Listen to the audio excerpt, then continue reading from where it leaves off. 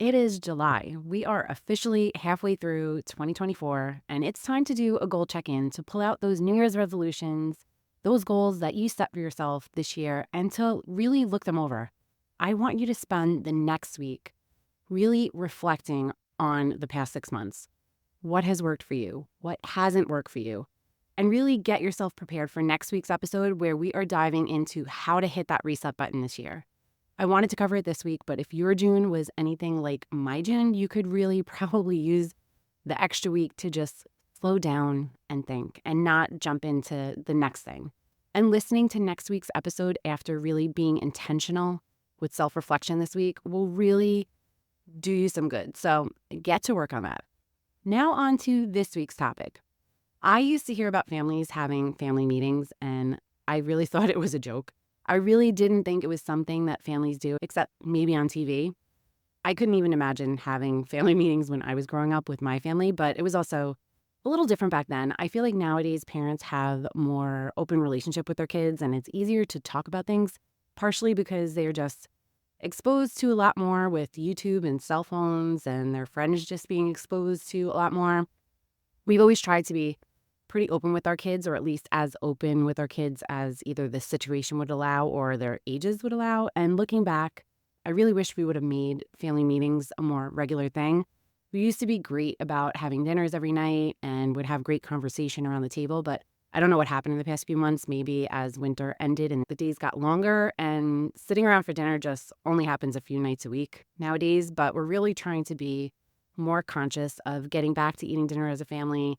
And we're just starting out to have these family meetings because there are just so many benefits to them. And honestly, I have some serious personal goals this year, and I realize that I'm not going to reach them unless I really have more support around the house and with getting stricter with our budget. So the best way to get everyone aligned and on board is with regular family meetings. So today, I wanted to share my tips on how to start having effective family meetings. Communication is really key in any relationship, and creating the time and space to have these family meetings and really make them efficient and effective is just one of the things I can help you out with in my one-to-one coaching packages. I not only help you with time management, I help you get better at understanding what is important to you, what you need in your schedule to make you happier, to make you feel balanced.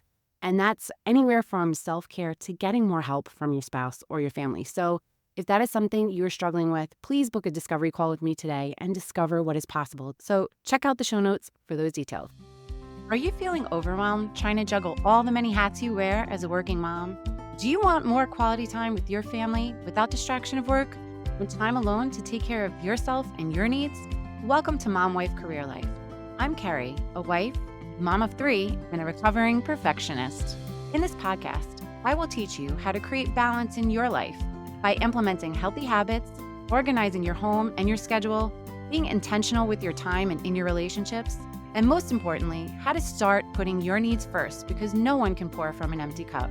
Grab that second cup of coffee, or if you're anything like me, your third. It's time to dive into today's episode of Mom Wife Career Life. There really are so many benefits to having family meeting. It's not only a great way to start teaching your kids how to communicate effectively and how to have open discussions, but it's also a great way for you to feel seen and heard. We all take on so much as moms. We fought for those equal rights. We fought to be as equals in the workplace and at home. And I won't say we're totally there, but we're almost there at work. But at home, the majority of us still take on way more responsibilities than our spouses. Jenna Kutcher, one of the amazing mamas I follow, great podcast if you're an entrepreneur, she put it best. She said, we're expected to work like we're not mothers and to mother like we don't work. And there's something really wrong with that. Don't get me wrong. Being a mom is really the most favorite hat I wear. I am all in all day. But part of that responsibility is managing the home. And when all of that falls on our shoulders, on top of all the other responsibilities, it's really a lot. I was talking to my aunt about this topic the other day, and we both agreed that we take a lot on because we want it done the way we want it done. And also because it's almost like men, and yes, I'm generalizing. I'm sure not all men are like this, but most just don't see the things that need to be done like we do.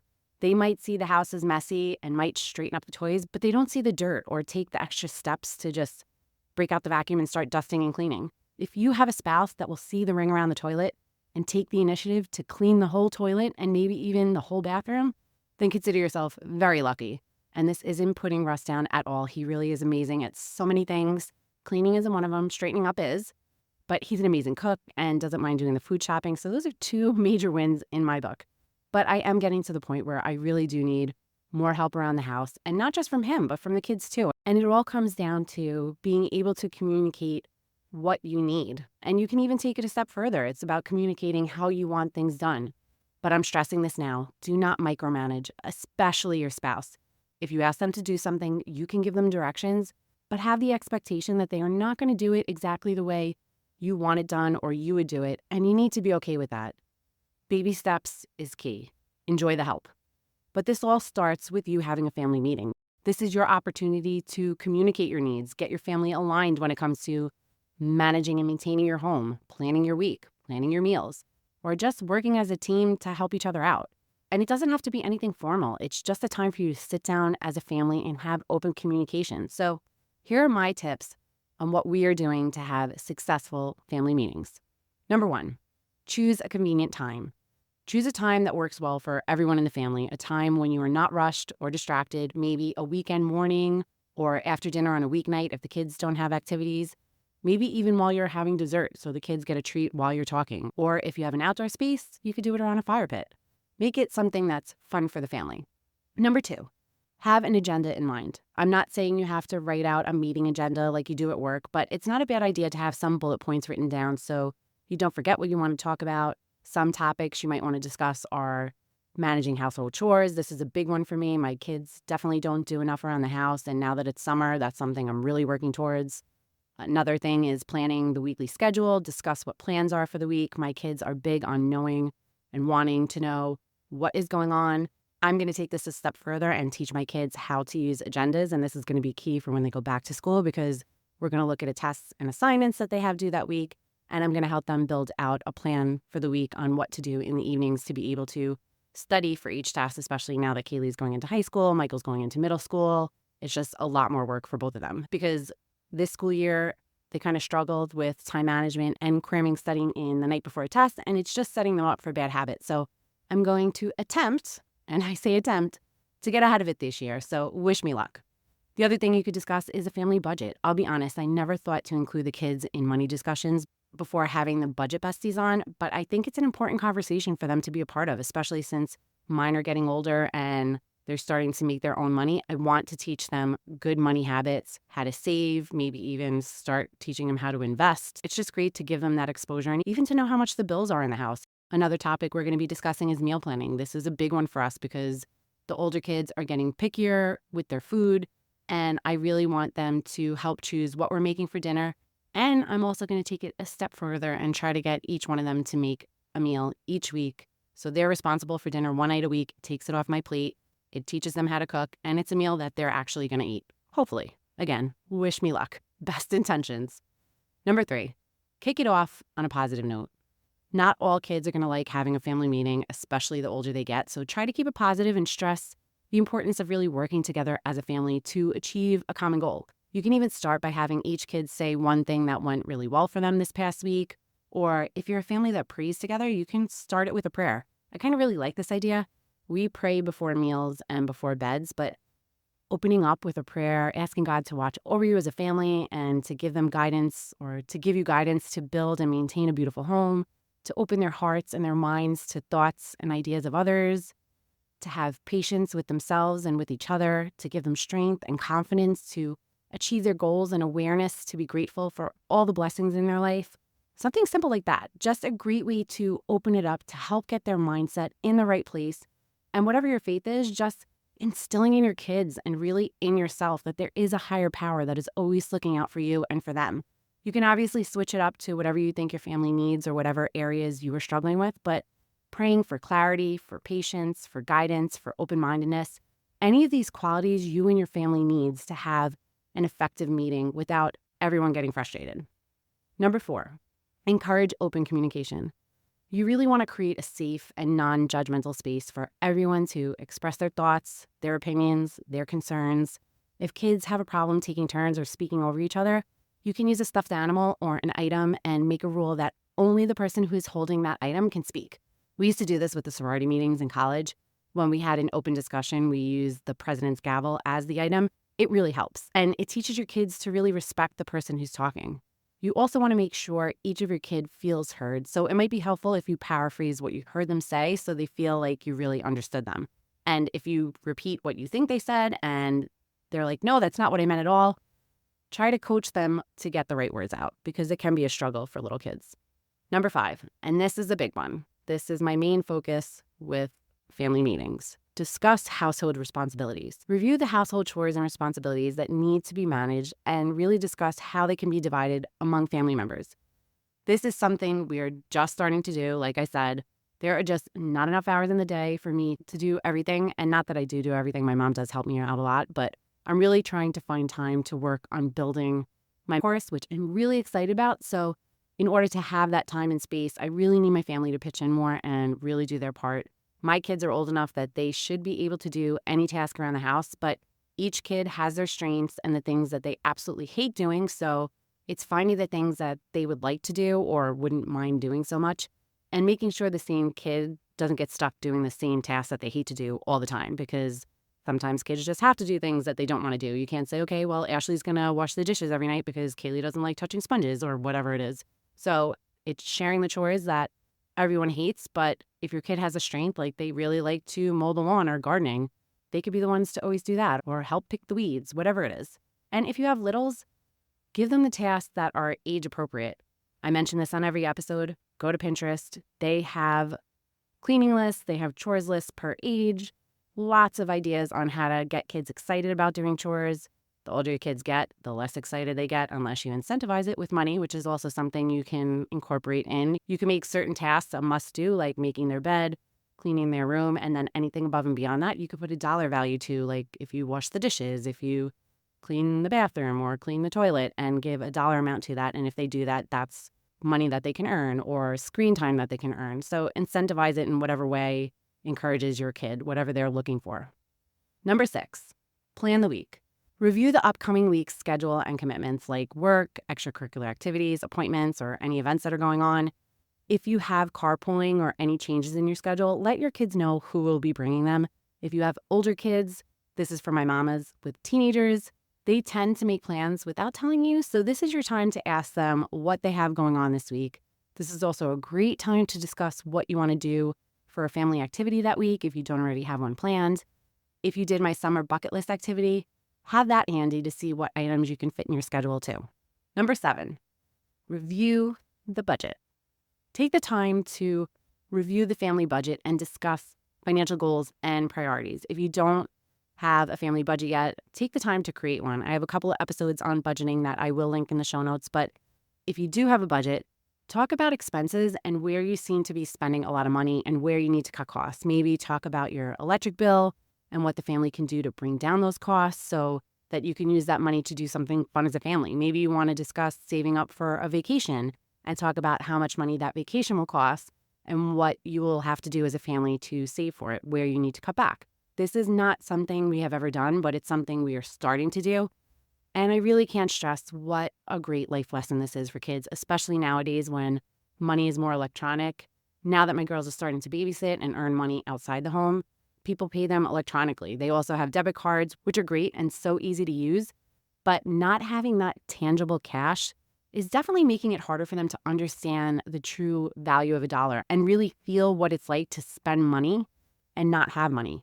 We talk about this topic in depth in my series with the Budget Besties, so definitely check that out. I will link it in the show notes. But as a family, you can brainstorm ways to save money. And one big way is with meal planning, which I have a great freebie to help with that.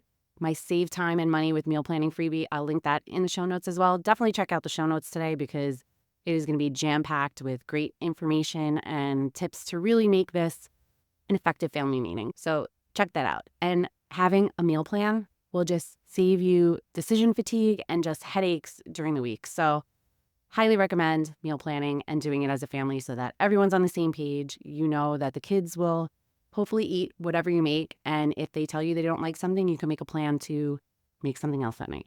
Number 8, set goals. You know by now, I am all about goal planning. I am always working towards a goal. And it's really great to teach your kids how to work towards something. So this is something that is great to incorporate into your family meetings. You can come up with family goals, or each kid can pick a personal goal. You can have the money saving goal I talked about, maybe a house project goal. Pick a goal that you can work towards as a family and go through my goal planning process, which again, I have plenty episodes on. I'll link my favorite in the show notes. Again, check out the show notes today. They're going to be a goldmine. But one of my favorite family goals this year is having a new experience once a month as a family. We've been hitting that goal every month, and it's been awesome. We have our next 2 months set because we're going to Greece at the end of July, and we're going to be there through the beginning of August. So the entire trip is a new experience for us. So those 2 months boxes are absolutely checked. But I encourage you to pick a fun goal as a family, and then maybe each kid pick a personal goal. And as a family, you can really encourage each other and help each other reach those goals. How great would that be? You could even spend time brainstorming as a family how each of you can help each other reach each other's goals. It really encourages creativity and teaches problem-solving skills too. So lots of benefits here. For me, one of my main motivators for starting my family meetings is I have a goal of creating and launching a time management course for moms this year. It's been a big goal of mine. It's been on my vision board for 2 years now, and it's something I'm so passionate about, and I know it will help so many of you, so I'm really so excited to get it out there, but my problem has been finding the time to really dedicate to work on it. I'm barely able to keep up with this podcast these days, so I really need my family to step it up and do a little more around the house so I have a little more time to focus on my side stuff, including this course. But it all starts with communicating my goals and what I need to reach them. They have all been so supportive of this podcast and have been really my biggest cheerleaders. I'm so close to hitting 20,000 downloads, and Michael is already asking me how we're going to celebrate. And it's funny, but I guess not really funny, but all of my major milestones I've had in the past 2 months, someone has been sick for. So we haven't celebrated all. My 1 year, hitting 10K. And it's kind of looking that way for 20,000 too. So maybe we'll have better luck when I hit 25, which is a perfect segue into number 9. Number 9, celebrate achievements. Take a moment to really celebrate achievements and milestones, no matter how small. Who doesn't love to receive kudos, especially from their parents? Like I said, my kids love celebrating every podcast milestone with me. I love celebrating everything my kids do. And acknowledging their accomplishments really helps encourage them and keeps them more motivated to do more. This is also a great time to check in and celebrate any progress, each of the goals everyone has been working towards, especially lowering those bills or adding to that vacation fund. So do it up. Number 10, keep it going. Don't just have one meeting and be done with it. Try to set a regular meeting cadence on your schedule. Even if the first one was a total fail, baby steps. You got to keep trying. Don't give up. The more you do it, the more routine it will be. And encourage feedback from your kids. Ask them what they like about the meetings, what they didn't like about the meetings, and what they think they could do to make them better. By holding regular family meetings to discuss managing the home, planning your week, and aligning your goals, you're really promoting a sense of connection and unity with your family, making your kids accountable for their actions, and really helping them share the responsibilities of your home. I tell my kids this all the time. They need to be active contributors in our home. And this is teaching your kids major lessons: how to communicate effectively, how to work as a team, how to plan and manage their time, how to budget, how to goal plan. I wish I learned these lessons way earlier in life. And this will make your life easier in the long run. With life being so busy, if we don't take the time to teach our kids and keep them accountable for stuff around the house, it all ends up falling on us moms, which I'm so over at this point. So I hope you take this episode to heart. I hope you try to have family meetings. It's something we're absolutely working toward, and I will try to keep you posted in my Facebook group on how our journey's going. I would really love to hear your thoughts on this topic, and if you have any tips you would like to share, come on over and share them in my Facebook community, Work-Life Balance for Working Moms. Tell us all about it. And if you don't already follow the show, take a second, hit that follow button so you never miss another episode. Sending you so much love and light until next time on Mom Wife Career Life with Kerri Pat. Before you go, if you found this podcast helpful, I would be so grateful if you would take a minute, go on over to iTunes and leave me a review. If you have other stressed out mamas in your life that you feel this podcast could help, take a screenshot of this episode, post it on your Instagram stories and tag me, and let them know that they are not alone and they can create balance in their life too. If there's a topic you'd like me to cover or you just want to connect, DM me on Instagram at mom.wife.career.life. Or come on over and hang out in our free Facebook community, Work-Life Balance for Working Moms. sending you so much love and light until next time on Mom Wife Career Life with Kerri Pat.